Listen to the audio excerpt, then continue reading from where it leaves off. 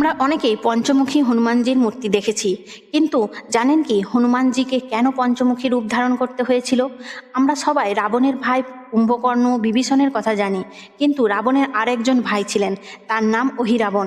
অহিরাবণ খুবই শক্তিশালী মায়াবী রাক্ষস ছিলেন এবং পাতালে থাকতেন।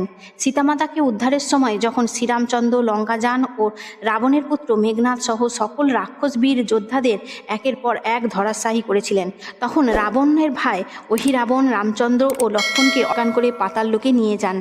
হনুমানজি শ্রীরামচন্দ্রের খোঁজে পাতালের লোকে যান এবং অহিরাবণকে পরাস্ত করার নিরন্তর প্রয়াস করেন, কিন্তু তা তিনি করতে অসফল হন। পরে তিনি জানতে পারেন অহিরাবণকে বধ করতে হলে আগে তার পূজিত দেবীর কাছে যে 5টি প্রদীপ জ্বালানো আছে সেই 5টি প্রদীপকে একসঙ্গে নিভাতে হবে, তবেই অহিরাবণকে বধ করা যাবে। তখন হনুমানজি পঞ্চমুখী রূপ ধারণ করেন এবং একসঙ্গে 5টি প্রদীপ নিভিয়ে অহিরাবণ